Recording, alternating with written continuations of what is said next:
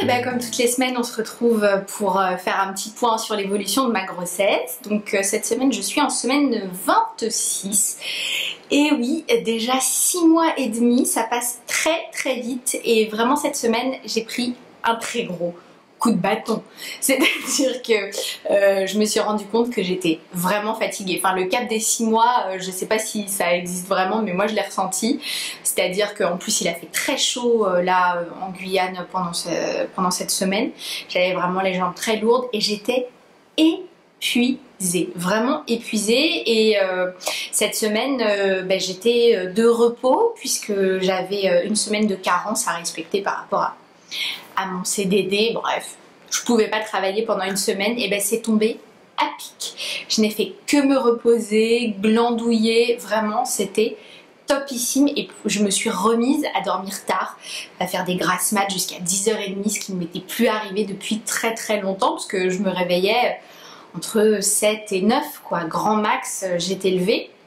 Là si j'avais la possibilité, je dormais non-stop. Donc voilà, j'en ai profité pour me reposer, bouquiner, prendre soin de moi.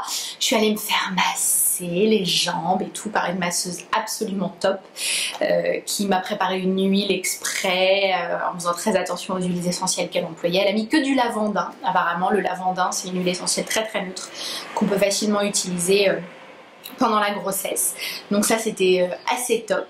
Et puis j'en ai profité pour faire 2-3 petites choses, notamment ranger tous les vêtements qu'Eric a achetés à sa fille, puisque donc il était à Londres et à Paris pendant les soldes. Il est revenu, alors nous avons été toutes les deux absolument couvertes de cadeaux. J'ai eu des vêtements, j'ai eu tout un tas de trucs pour me motiver pour après la grossesse. Et bon, j'espère que j'aurai pas besoin de beaucoup plus de motivation. Pour l'instant, je suis à plus 6 kilos. Ça va, ça fait 1 kg par mois, je trouve que je m'en sors pas trop mal, il m'en reste que 3. Dans le pire des cas, j'en prends encore 3, ça me fait 9. On est bien, on est pas mal, on est dans la limite. Bon, faut dire que j'ai toujours un tout petit bidon. Attention, point bidon, hop, où est-ce qu'on... Ouh là là, le petit bidon. Ouh là là, le petit bidon. Salut. Alors, de dos, ça se voit toujours pas. Non. De dos, je suis pas enceinte et ça c'est très drôle. Eric a fait de graves descentes dans des boutiques pour enfants et il a ramené plein de trucs super mignons. Donc il va falloir que je lave tout ça dès que j'aurai ma commode.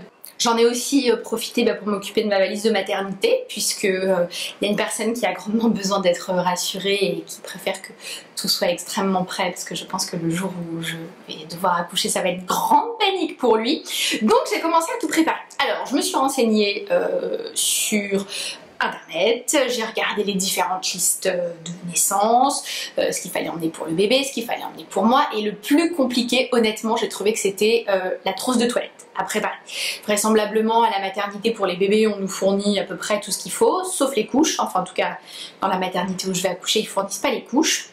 Ma sage-femme m'a donné une liste de naissance justement qui correspond à la maternité où je vais aller, et puis je suis allée sur un blog que m'a recommandé une copine qui avait déjà accouché et qui avait suivi cette liste de naissance et qui en avait été absolument ravie. Elle m'a dit j'ai manqué de rien, j'étais au top et donc je l'ai suivie. C'est la liste de naissance du blog Maman Test. Maman Test comme un verbe. Et c'est vrai que du coup j'ai trouvé plein de choses. C'était les péripéties de cette semaine et la semaine prochaine, on verra, je serai probablement 2 fois plus grosse. Adieu.